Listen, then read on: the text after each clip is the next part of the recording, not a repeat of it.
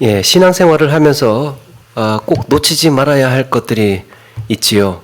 신앙생활에 필요한 요소들, 예배의 삶이라든지 기도 생활이라든지 말씀 묵상하는 것이라든지 또 섬김이나 헌신, 이런 것들이 우리 신앙생활의 일부들입니다.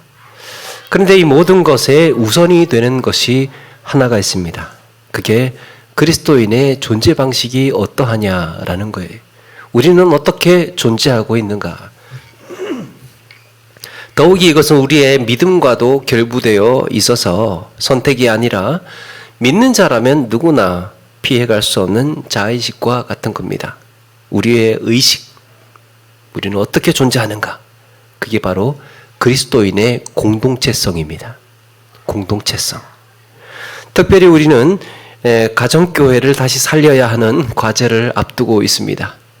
코로나다 뭐다 해서 이 연약해져 있는, 또 느슨해져 있는 또 우리의 공동체성을 다시금 회복을 해야 하는데, 이 시점에서 그리스도인에게 공동체란 어떤 의미인가? 왜 가정교회를 놓칠 수 없는가? 지금도 끝나지 않은 코로나 속에서도 왜 우리는 모여야 하고 왜 가정교회의 회복을 외쳐야만 하는가?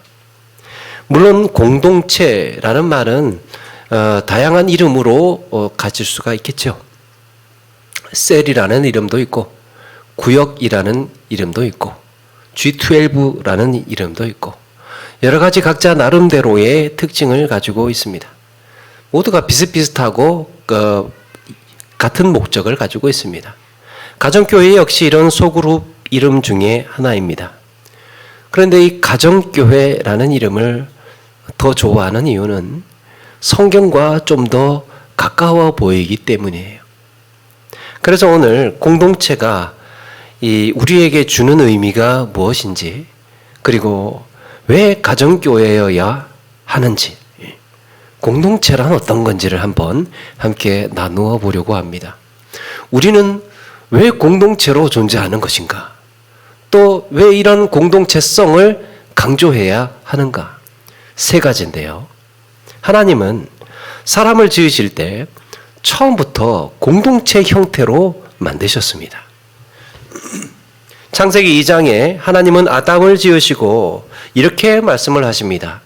사람이 혼자 사는 것이 좋지 아니하니. 그래서 아담의 갈빗대로 여자를 만드시고 아담에게로 데려오십니다.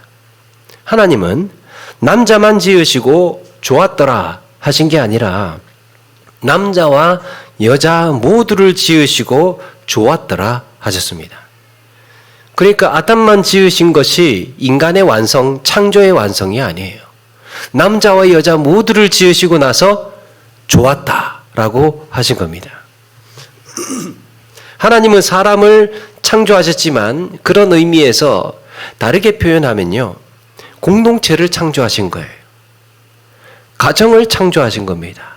남자와 여자, 남편과 아내, 이 관계 속에서 하나의 공동체, 하나의 가정을 하나님은 창조하신 겁니다.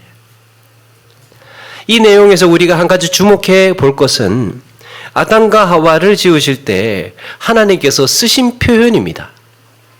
창세기 1장 26절에 이렇게 말씀을 하죠. 하나님이 이르시되 우리의 형상을 따라 우리의 모양대로 우리가 사람을 만들고 하셨습니다. 내 형상을 따라가 아니고 우리의 형상, 내 모양을 따라가 아니고 우리의 모양. 공동체는 일찍이 하나님의 존재 방식이에요. 우리가 공동체로 지어지기 이전에 하나님께서 먼저 공동체로 존재하고 계셨다는 겁니다. 그 공동체로 하나님께서 사람을 지으실 때 그때 공동체로 지으셨습니다. 물론 이런 내용이 이런 내용을 왜곡해서 안상홍의 그 하나님의 교회라든지 이런 데서는 아담과 하와가 남자와 여자로 지어졌듯이 하나님도 아버지 하나님과 어머니 하나님이 계시다고 주장을 합니다. 이렇게 되면, 그렇게 해석을 하게 되면 삼위일체 교리가 망가집니다. 삼위일체 교리가 깨지는 거예요. 아버지 하나님, 어머니 하나님 이렇게 이야기를 하면. 그리고 하나님을 사람의 관계 구조로 끌어내리는, 사람의 관계 구조로, 그러니까 인간이 남자와 여자가 있듯이 뭐 하나님도 남자와 여자가 있다는 말, 이런 얘기 아닙니까? 그러니까 사람의 관계 구조로 끌어내리는 불손한 발상입니다. 하나님을 어떻게 보고 말이야. 그래서 공동체로 존재하시는 하나님께서 사람도 공동체로 만드셨다까지만 이해하면 되겠습니다. 중요한 것은 하나님께서 아담만 있을 때는 보시기에 좋지 않다 하셨다가 하와를 지으시고 나서 보시기에 심히 좋았다라고 하셨다는 점이에요. 그래서 하나님의 형상을 회복한다라는 말은요, 한 개인이 하나님의 성품을 담고 나만 거룩해져 간다는 단순한 의미를 뛰어넘는 겁니다. 하나님의 형상을 회복해 간다라는 것. 여러분, 하나님의 형상이란 뭘까요? 지난번에 우리 하이델베르크 하면서 나누면서도 말씀을 드렸지만, 하나님의 형상이라는 말은 그냥 하나님, 사람의 모양처럼 하나님도 이런 모양으로 지어졌기 때문에 그런 얘기가 아니죠. 무엇이 하나님의 형상일까? 여기에는 하나님의 의로움과 하나님의 거룩함이라든 이런 여러 가지 표현들을 쓸 수 있겠으나 실전적인 게 한 가지 있습니다. 하나님의 형상을 회복해 간다라고 했을 때 실제적인 문제가 하나 있는데요. 그게 하나님의 성품을 담는다는 겁니다. 우리가 하나님을 어떻게 닮아가겠습니까? 하나님의 성품을 담는 거죠. 성경은 하나님의 성품을 말씀하고 있는데요. 그게 갈라디아서 5장에 나오는 성령의 열매예요. 성령께서 우리 안에 들어오게 되면, 성령께서 우리 안에 내주 인도하시게 되면 우리에게서 드러나오는 자연스러운 행실의 열매. 거기에 이렇게 말씀을 합니다. 하나님의 성품을 이야기를 하는데 갈라디아서 5장 22절 이하에 성령의 열매는 사랑과 희락과 화평과 오래 참음과 자비와 양성과 충성과 온유와 절제. 여기에 반드시 전제가 되어 있는 것이 무엇입니까? 이 모든, 지금 말씀드린 이 모든 것들 속에 깔려 있는 게 한 가지 있어요. 대상이 있다는 겁니다. 대상. 사랑에도 대상이 있어야 되고, 화평을 희락에도 대상이 있어야 되고, 화평을 하는데도 혼자 화평하지 수는 없지 않습니까? 대상이 필요해요. 모두가 관계적인 표현입니다. 모두가 관계적인 표현이에요. 성령의 열매, 하나님의 성품, 여기에 소개되고 있는 모든 것이 관계성 속에서 나와야 되는 표현들입니다. 사람이 혼자 살면, 사람이 저 깊은 산 속에 가서 혼자 살면요, 사람이 성격이 어떻든지 아무런 문제가 되지 않습니다. 까칠하든지 괴팍하든지 그게 뭐가 문제가 되겠습니까? 제가 가끔 그 유튜브에서 나는 자연인이다 이걸 한 번씩 재밌게 보고 있는데 거기에서는 행복하다고 하죠. 만족스럽다고 합니다. 만족스럽죠. 짜증낼 대상이 없으니까, 싸울 사람이 없으니까 스트레스 받지 않죠.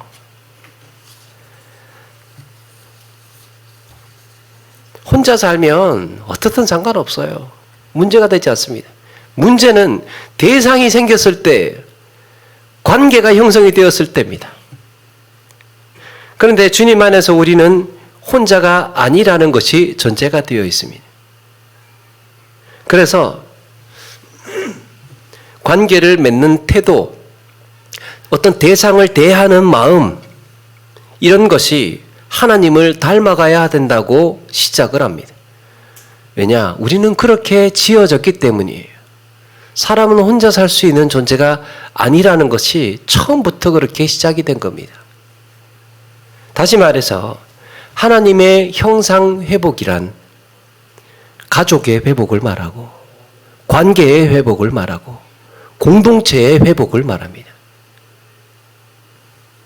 여러분, 이런 점에서 우리가 꼭 기억해야 할 것이 있습니다. 우리가 꼭 기억해야 될 것은 신앙생활을 잘한다라고 했을 때 신앙생활을 잘한다라는 말이 무슨 말일까? 신앙생활을 잘한다는 말은요, 관계를 잘 맺는다는 말이에요. 관계를 잘 맺는다는 거예요. 신앙이 성숙하다라는 말도 마찬가지예요. 신앙이 성숙하다. 이게 다 관계적인 표현 속에서 이루어지는 것. 공동체 안에서 성숙하다는 말입니다. 신앙이 참 성숙해 저분은, 그 말은 뭐냐? 저분은 어느 공동체, 어느 예수 믿는 공동체에 갖다 놔도 잘 융화가 되고 잘 어울린다는 이야기입니다. 성숙한, 신앙이 성숙한 사람이에요. 성숙한 사람이 왜 그러냐 하면 성숙한 사람이 먼저 손을 내밀기 때문이에요. 성숙한 사람이 먼저 손해볼 줄 알기 때문이에요. 성숙한 사람이 조금 더 참습니다. 성숙한 사람이 좀 더 이해의 폭이 넓어요.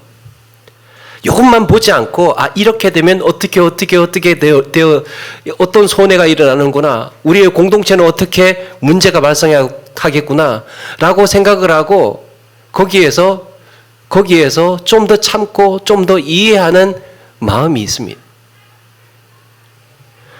성숙한 사람이 자기 잘못을 그래서 먼저 인정을 하고 용서를 구합니다. 신앙 성숙의 척도는요, 그래서 관계에서 드러납니다. 혼자 있을 때는 신앙이 성숙하지 않다가를 증명할 방법이 없어요. 까칠해도 시험 듭니다. 자세히 이야기하지 않겠습니다. 자, 이렇게 관계에서 드러나는 거예요. 관계에서. 우리가 같이 살지는 않더라도 가족 못지않은 이런 친밀감이나 신뢰가 우리 사이에 서로 그렇게 연결되어 있어야 됩니다. 우리는 그렇게 지어진 사람들이에요. 하나님의 형상을 회복해 간다는 말은 공동체 안에서의 건강성을 되찾아간다. 사이가 좋아진다, 친밀해진다라는 얘기예요. 하나님께서 우리를 공동체로 지으셨다는 것을 기억하시고 공동체의 관계 속에서 우리의 신앙의 성장과 성숙을 이루어 가시는 저와 여러분 되시기를 바랍니다. 정말 중요합니다. 공동체 의식을 가지고 있는 것. 두 번째는 예수님께서 우리에게 가족의 호칭을 쓰셨습니다. 예수님이 우리를 부르신 호칭. 예수님께서 복음을 전하시면서 예수님의 어머니와 동생들이 예수님을 찾아온 때가 있었습니다. 어떤 사람이 예수님을 부르면서 예수님 지금 밖에 어머니 찾아오셨어요. 동생들이 찾아와서 서서 기다리고 있습니다. 좀 나가보셔야 될 것 같은데요. 그러니까 그때 예수님께서 뭐라고 하십니까? 누가 내 어머니며 내 동생들이냐? 누가 내 어머니며 동생들이냐? 그리고는 그 자리에 있던 제자들을 가리키면서 손을 내밀면서 말씀을 하시죠. 나의 어머니와 나의 동생들을 보라. 나의 어머니와 나의 동생들을 보라. 그들이 누굽니까?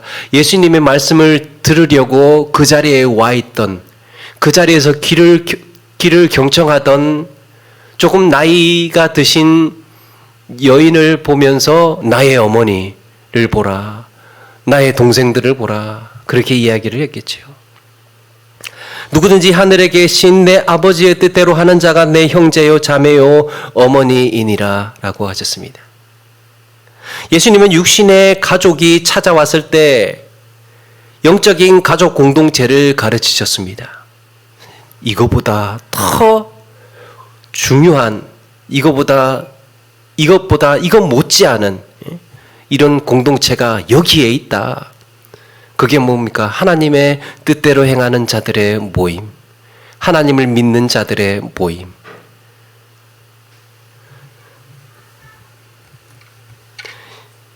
그래서 호칭도 가족끼리 쓰는 이런 호칭으로 부르셨습니다. 이거는요, 단순히 예수님께서 우리는 그만큼 친밀한 사이가 되어야 돼 라고 말씀하신 정도가 아니에요. 예수 그리스도의 피값으로 구원받은 우리의 정체가 그렇다는 겁니다. 실제로 너희들은 나의 어머니고, 나의 동생들이고, 나의 자매고, 나의 형제들이다. 이것을 이해한 사도들은 주 안에서 한 몸이 된 성도를 향하여서 형제라 불렀습니다. 사도들은 서신서를 쓰면서 그들을 부르기를 형제들아, 형제들아. 사도 바울은 갇힌 중에 낳은 오네시모를 가리켜서 갇힌 중에 낳은 아들이라고 했습니다. 옥중에 갇혀 있을 때 전도해서 예수 믿게 했던 그 오네시모를 내 아들이야. 사랑하는 내 아들 디모데. 그렇게 불렀습니다. 로마서 16장 13절에도 주 안에서 택하심을 입은 루포와 그의 어머니에게 문안하라 라고 하면서 그의 어머니는 곧 내 어머니라 라고 했습니다. 그 어머니는 내 어머니야. 히브리서 기자는 그 이유를 이야기를 합니다. 히브리서 2장 11절 말씀에 거룩하게 하시는 이와 거룩함을 입은 자들이 다 한 근원에서 난지라. 그러므로 형제라 부르시기를 부끄러워하지 아니하시고 라고 했습니다. 예수님과 우리와의 관계를 형제라고 정해 놓으셨어요.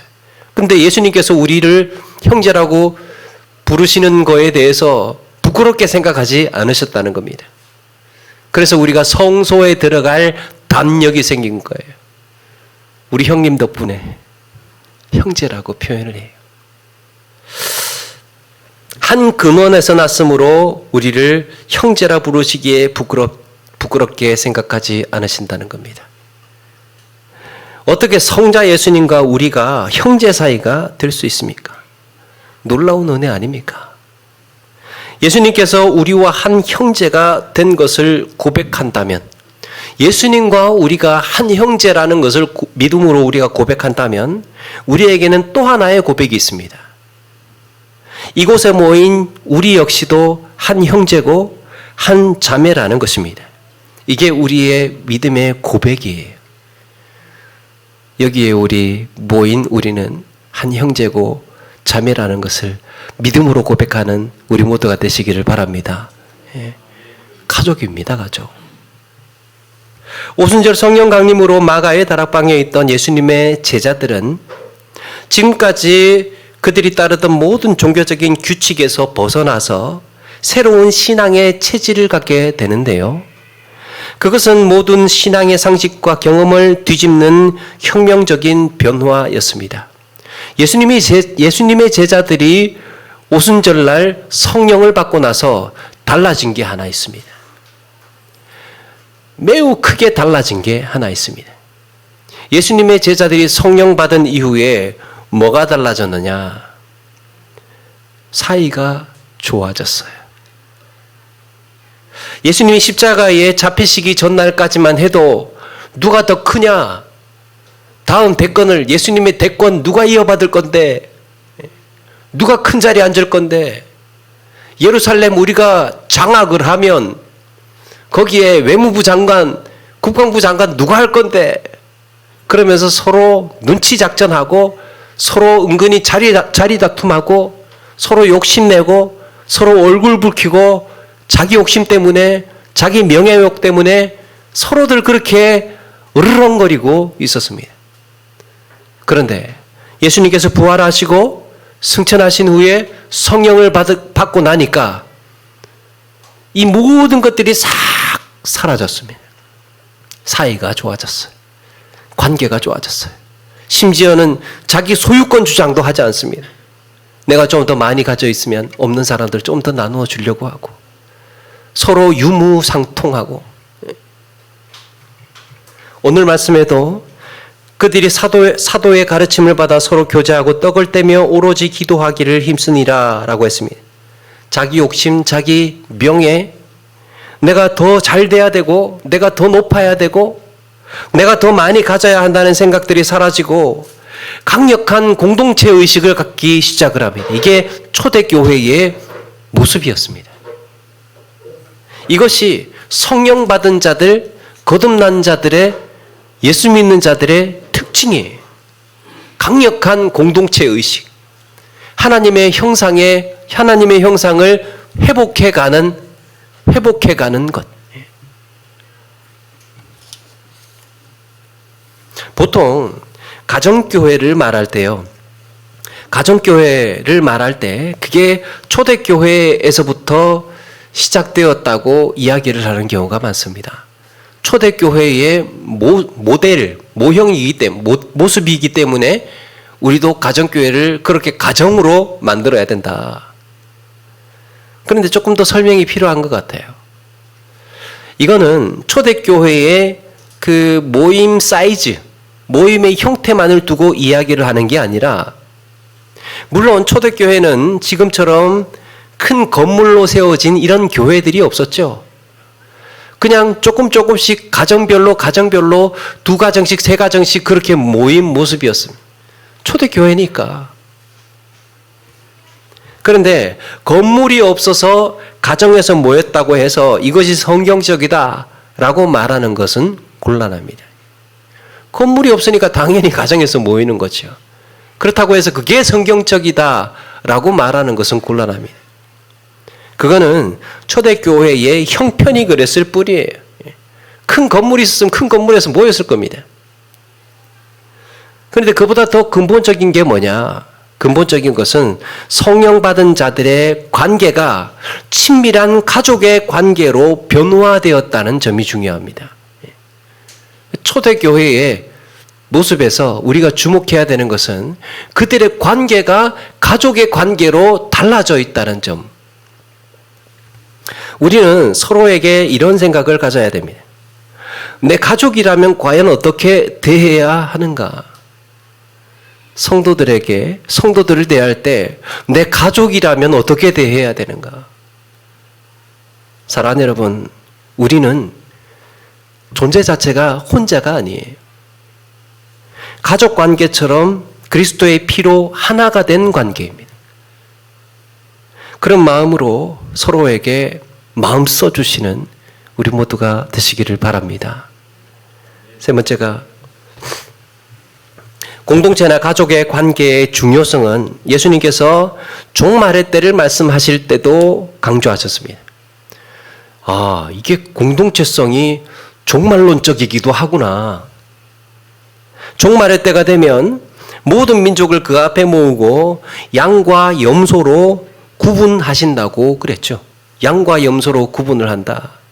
그 오른편에는 양으로, 왼편에는 염소로.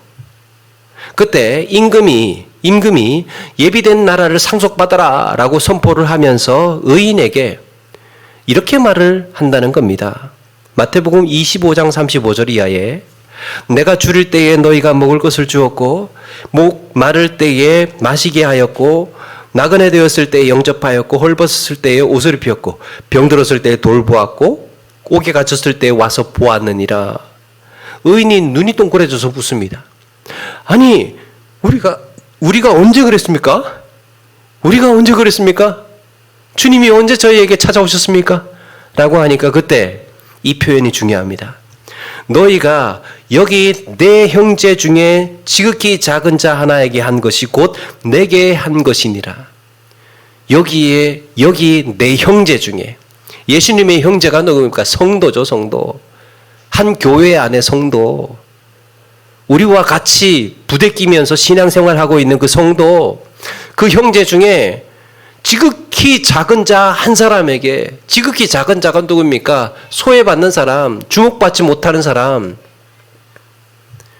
그 사람 한 사람에게 마음 써주고 돌아보아주고 그들에게 필요한 것들을 공급해주고 그렇게 한 것이 나에게 한 거야.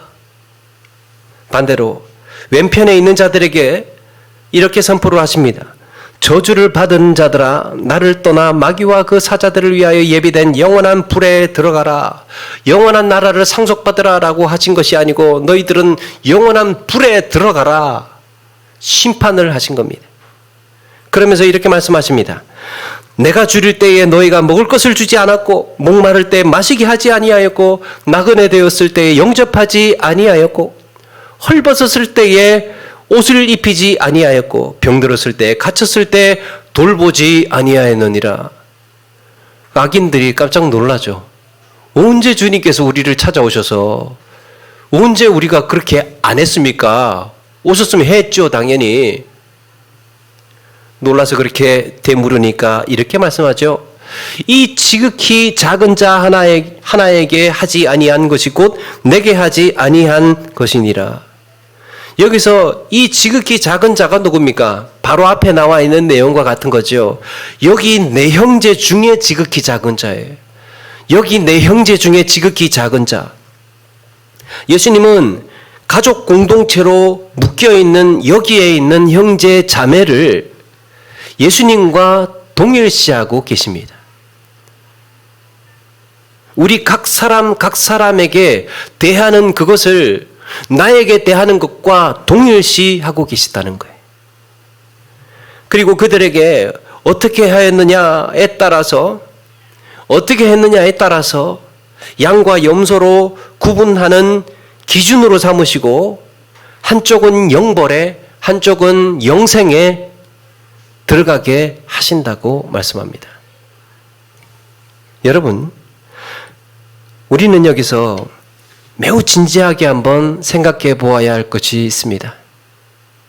우리가 하나님의 심판대 앞에 서게 된다면, 종말의 때가 되어서 주님이 다시 오시고 하나님 앞에 서게 된다면, 하나님은 우리가 그동안 어떻게 종교 생활을 했는지 묻지 않으신다는 거예요. 말하자면 너 예배 몇 번 빠졌어? 심판대 앞에 섰을 때 하나님께서 우리에게 너 예배 몇 번 빠졌어? 너 기도 몇 시간 했어? 50분은 여기 서고 100분은 이쪽에서 100분 채운 사람들만 이쪽에 와. 이렇게 묻지 않으신다는 거예요. 기도의 양으로, 예배 참여의 횟수로, 또 뭐 그런 것도 있겠죠. 봉사시간 얼마나 돼? 뭐 이런 걸로. 사역은 몇 가지 했어? 이렇게 묻지 않으신다는 겁니다. 뭘 물으시냐? 지체들한테 어떻게 했어? 주의 몸된 지체들한테 어떻게 했어? 공동체 생활 어떻게 했어?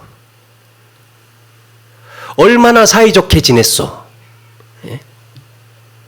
곁에 있는 사람에게, 주목하지 않는 그분에게 얼마나 더 친밀감 있게, 얼마나 더 마음으로 따뜻하게 다가서고 그들에게 문안을 하고 그들에게 격려하고 그들을 위로하고 그들과 함께 있어 주었느냐.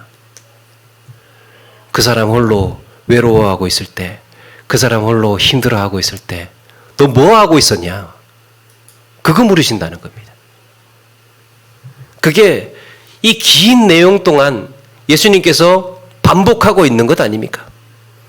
내가 줄일 때 너희가 먹을 것을 주지 아니하였고, 목마를 때 마시게 아니하였고, 나그네 되었을 때 영접하지 않았고, 헐벗었을 때에 옷 입히지 않았고, 병들었을 때, 힘들 때, 감옥에 갇혔을 때 돌보아 주지 않았다. 아무도 돌보아 주지 않았다. 그걸 말씀하고 있습니다. 공동체 생활 어떻게 했어? 얼마나 사이좋게 친하게 지냈어? 심판대 앞에서 우리에게 그걸 물으신다는 거예요. 여러분, 이거는요, 우리의 책임이라든지 우리의 의무의 차원을 넘어서 어떻게 하면 신앙생활이 행복한가를 가르쳐주는 중요한 비결이기도 합니다. 여러분, 신앙생활이 행복하려면 어떠해야 할까요? 신앙생활이 행복하다는 것이 무엇일까요? 신앙생활 행복하려면 딱 중요한 게 한 가지 있습니다. 그게 성도들과 관계가 좋아야 됩니다. 성도들과 사이가 좋아야 돼요. 눈에 가시 같은 사람 한 사람만 있어도요, 신앙생활이 지옥 같을 겁니다. 좀 과장되게 표현을 하면. 정말 내 마음에 가시 같은 그 인간이 하나 있으면 신앙생활은 재앙이에요. 천국을 사느냐, 지옥을 사느냐는, 천국을 사느냐, 지옥을 사느냐는 좋은 관계이냐, 좋은 관계가 아니냐에 따라서 달라집니다. 판이하게 달라집니다. 몸이 아픈 곳이 없어야 건강한 것처럼 공동체 안에서 두루두루 좋은 관계를 맺는 것이 신앙생활을 잘하는 비결이에요. 그게 잘 되면 재밌어요. 만나고 싶어요. 같이 일하고 싶어요. 같이 이야기하고 싶어요. 함께 시간을 보내고 싶어요. 왜? 같이 있는 게 좋으니까. 친밀하니까. 우리가 왜 예배를 합니까? 왜 기도 생활을 합니까? 왜 말씀 묵상을 합니까? 그 자체가 목적이 아니에요, 사실은. 이 땅에 한평생 살다가 성경책만 읽다가 가겠습니까? 아니잖아요. 한평생 살면서 그냥 저 산속에 들어가서 기도 생활만 하다가 우리 인생 끝나겠습니까? 아니잖아요. 그로 인하여서 하나님의 형상이 회복되어야 하기 때문에, 하나님의 형상이 회복됨으로 인하여서 우리가 누리게 될 것들이 많이 있기 때문에 말씀을 통하여서 변화되고 기도 생활을 통하여서 우리 새로운 마음과 각오를 다지고 하나님의 은혜를 구하고 이렇게 하는 거죠. 이게 종교 생활이에요. 그러니까 예배, 기도, 말씀 묵상 이런 종교 생활로 이런 종교 생활 자체가 목적이 아니라 그로 인하여서 우리는 뭘 목적으로 가지느냐라는 겁니다. 하나님의 형상이 무엇이라고 그랬습니까? 주님 안에서의 관계의 회복이에요. 하나님의 형상이 공동체이기 때문에 우리도 신앙생활이 성장하고 성숙해 간다는 것은 공동체성이 달라진다는 겁니다. 그 사람이 성숙한 사람은 곁에 누구를 붙여놔도 어디에 소속이 돼도 다 잘 지냅니다. 그런데 미숙한 사람은 어떠냐? 어디를 갖다 놔도 싸움이 일어나요. 어디를 가도 분란이 생깁니다. 누구와 만나도 갈등이 일어납니다. 미숙함의 특징이에요. 그래서 우리는 예수 믿고 나서 신앙생활을 하면서 한번 진지하게 고민하고 돌아보아야 하는 것은 우리 스스로인 것 같아요. 나 스스로가 나는 어떤 신앙의 성장과 성숙을 이루어가면서 살아가고 있는가? 하나님과의 관계가 좋아야 신앙생활에도 신이 나고 힘이 나요. 목사와의 관계가 좋아야 신앙생활에도 기쁨이 있고 행복해요.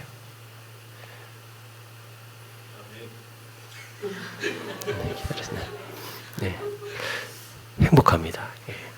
아니, 저한테 일부러 잘해주시라는 얘기가 아니라, 저하고 관계가 좋으면요, 여러분들이 좋다니까요. 그건 맞는 말이에요. 성도들 간의 관계가 서로 좋아야 마음이 기쁨이 있어요. 행복합니다. 하나님은 하나님과의 관계를, 하나님과 나와의 관계를 우리들 사이에서의 관계로 다 몰아넣으셨어요. 그게 뭔 말이냐? 너희들끼리 친밀한 관계를 맺는 것을 보고 나와의 관계가 어떠한지를 내가 판단하겠다. 너희들끼리 사이가 좋으면 나하고도 사이가 좋은 것이고, 너희들 사이에서 사이가 안 좋으면 나하고 관계도 안 좋은 거야. 그게 예수님께서 말씀하신 양과 염소의 비유예요. 그러니까 내 곁에 있는 우리 집사님, 성도님, 내 곁에 있는 우리 모두가 모두 얼마나 친해지고 얼마나 가까워지느냐에 따라서 하나님과의 관계가 달라진다니까요. 그런 기도 있잖아요. 제사하러 왔어요. 성전에 제사하러 왔는데 화해할 것이 생각이 났어. 그러면 기도 멈추라는 거잖아요. 기도 멈추고 가서 화해하고 와. 이게 무엇입니까? 공동체성에서 관계가 회복되지 않으면 하나님과 친밀해지려고 하는 그 모든 몸부림도 소용이 없다는 겁니다. 사이가 안 좋은데 우리끼리의 관계가 안 좋다면 여러모로 어려워집니다. 얼마나 두렵고 놀라운 명령이 아닐 수 없습니다. 나의 종교 생활이 나의 신앙의 성숙을 증명해 주지를 않습니다. 예배를 얼마나 빼먹지 않고 다니느냐, 얼마나 기도를 많이 하느냐, 얼마나 봉사를 많이 하느냐, 얼마나 많은 직책과 직분을 가지고 있느냐, 그것이 우리의 성숙을 극단적으로 증명해 주지 않는다는 거예요. 좋아야 됩니다. 관계가 좋아야 하고 사이가 좋아야 됩니다. 누구를 만나든지 주님 안에서 내 가족이라고 생각하고 주님을 대하는 태도로, 주님을 대하는 마음으로 그렇게 서로가 다가갈 때 우리의 신앙이 성장하고 성숙해 가는 겁니다. 저는 한 가지 오래전에 사진 한 장을 기억하고 있습니다. 옛날에 앨범 속에서 있는 사진인데 말씀을 준비하다가 그 사진 한 장이 생각이 났습니다. 요즘처럼 수련회라든지 이런 데 가면 취사실, 식당이 다 있잖아요. 식당이 있고 취사 도구가 있고 뭐 거기에 밥솥도 있고 이 숟가락 젓가락 다 비치가 되어 있어요. 그런데 제가 아주 어렸을 때는 그런 게 없었어요. 기억하시죠? 그 오래전에 한 수십 년 전에는 그런 게 없었어요. 그래서 수련회 가려면요 다 싸들고 가야 돼. 숟가락, 젓가락 다 밥그릇 이런 거 다 보따리에 다 싸들고 트럭 뒤에 싣고 그렇게 가야 돼요. 그런데 제가 기억이 나는 사진은 기도원 같은 데를 산골짜기 같은 데 기도원 같은 데를 이렇게 오르막을 오르고 있는데 이만한 솥 그 무쇠솥만한 이만한 솥, 그 양은솥 같은 거 그걸 보자기에 싸서 보자기에 쌌는지 안 쌌는지 양쪽에서 무거우니까 또 양쪽에서 들고 그 오르막 오르면서 딱 뒤로 돌아보았는데 사진이 찍혔더라고요. 그 모습이 저는 참 인상 깊고 기억에 오래 남습니다. 우리는 예전에는 수련회 가면 뭐 합니까? 수건 돌리게 하고 불 떼서 밥 해 먹고 저녁에 기도해야 하고 다음날 아침 밥 해 먹고 수건 돌리게 하고 기도해야 하고 그 다음날 밥 해 먹고 수건 돌리게 하고 기도게 하고 그러면서도 좋아서 그냥 깔깔깔깔깔 웃으면서 그냥 한참 울다가 그렇게 수련회가 끝이 나요. 친해졌어요. 관계가 좋아졌습니다. 사이가 좋아졌어요. 아무리 좋은 명강사를 부르고 아무리 유익한 내용의 프로그램을 짜고 아무리 우리에게 이 좋은 음식, 맛있는 음식으로 대접하고 한다고 해도 알맹이가 뭐라는 겁니까? 친해지는 거예요. 친해지는 거. 주님 안에서 우리가 한 가족이라는 것을 확인을 하고 신뢰를 쌓고 그렇게 친밀해지는 관계. 그리고 나서 같이 일해도 좋고 뭐를 같이 함께 기도회를 해도 좋고 함께 뭐를 예배해도 마음이 기쁘고 그렇다는 겁니다. 거기에 깔려있는 모든 것이 관계성의 회복입니다. 그래서 언젠가 말씀드렸다시피 신약 성경에서 신약 성경에서 50번 이상 나오는 게 서로라는 말입니다. 혼자 신앙생활 하지 말고, 혼자 뭐 하지 말고 서로 뭘 하라는 겁니까? 서로 사랑해라. 서로 위해서 기도해라. 서로 격려해라. 서로 권면하고, 서로 문안하고, 서로 인사를 하고, 서로 섬기고, 서로 가르치고, 서로 용납하고, 서로 짐을 지고, 서로 용서하고, 서로 복종하고, 서로 헌신하라고 말씀하고 있습니다. 여러분, 나 혼자 신앙생활 하는 것이 잘하는 것이 그게 잘하는 게 아닙니다. 나 혼자 신앙생활 잘하는 게 잘하는 게 아니에요. 서로 돌아볼 줄 알아야 됩니다. 관계성 속에서 신앙생활을 잘하는 것이 잘하는 겁니다. 타인을 말하기 전에 우리 스스로를 먼저 한번 돌아볼 필요가 있습니다. 나는 과연 우리의 관계 속에서 사랑을 주었느냐?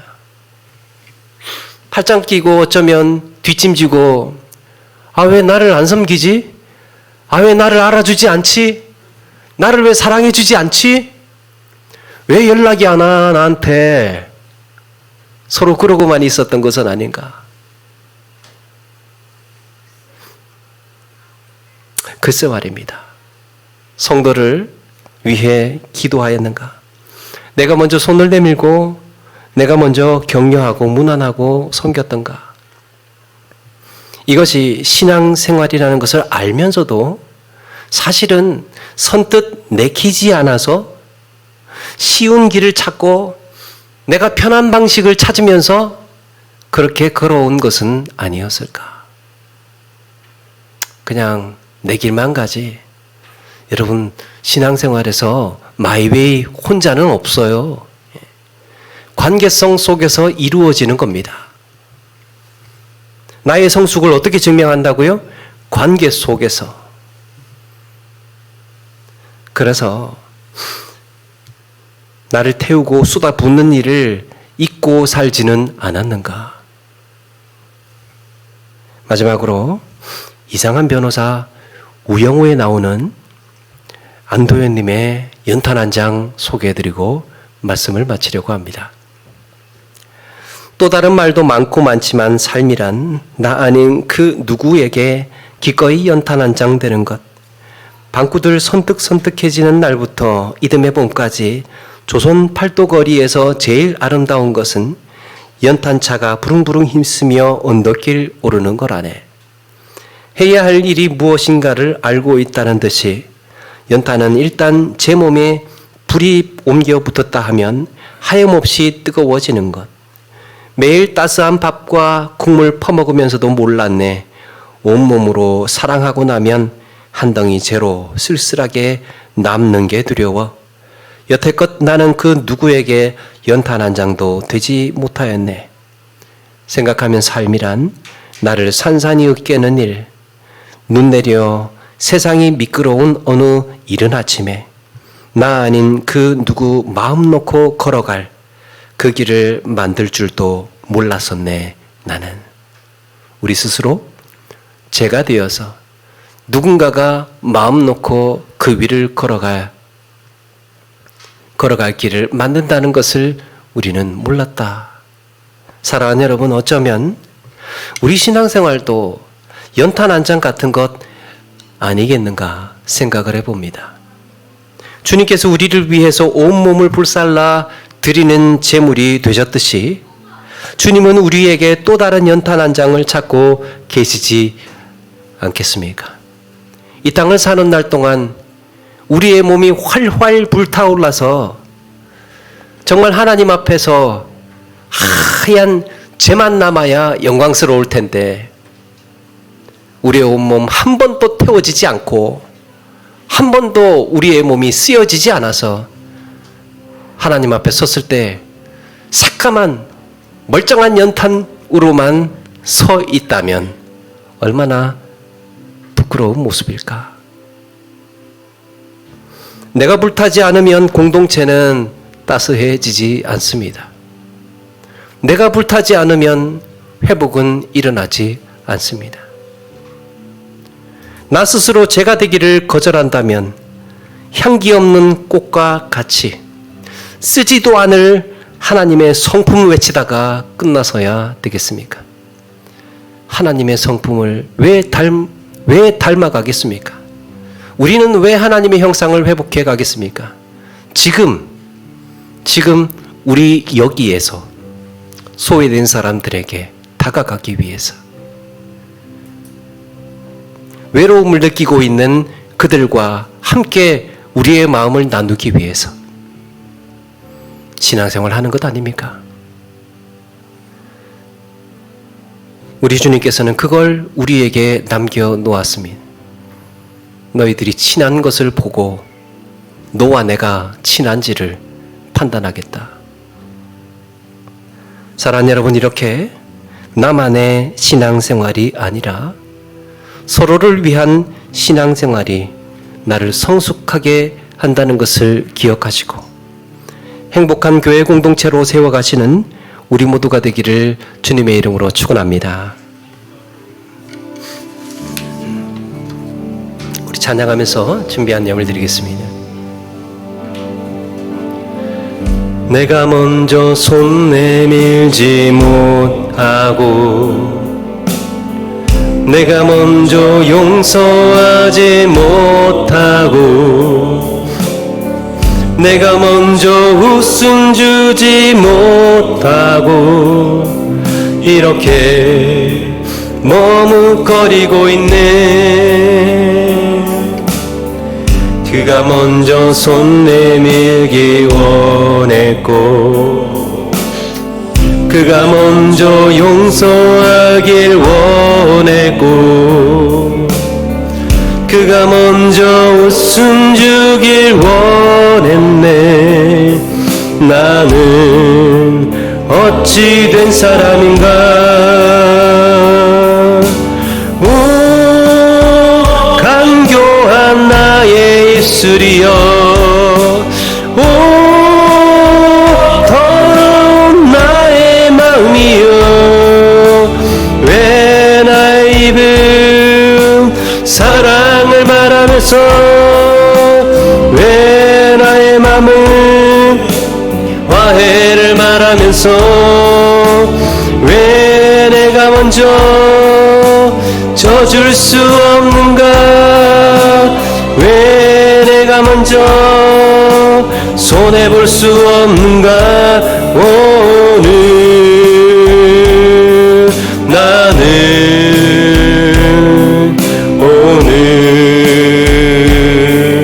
나는 주님 앞에서 몸둘 바 모르고 이렇게 들키며 서 있네. 어찌할 수 없는 이 맘을 주님께 맡긴 채로. 네, 말씀 기억함 잠시 한번 기도하며 나가기를 원합니다. 하나님, 우리에게 혼자 신앙생활을 하는 것이 아니라 서로 부대끼며 또 관계 맺는 가운데에 성숙해져 가야 할 우리의 사명이라는 것을 기억하고, 하나님 이 땅 사는 날 동안 나 홀로 생각할 것이 아니라 우리 모두를 생각을 하고 공동체를 바라볼 수 있는 그런 마음을 주옵소서. 결단하고 다짐하기를 원합니다. 하나님, 그런 새로운 마음을 더하여 주셔서 아름다운 그리스도인, 성숙한 그리스도인으로 살게 하옵소서. 말씀 기억하면서 잠시 한번 함께 기도하며 나가겠습니다. 같이 한번 기도하겠습니다.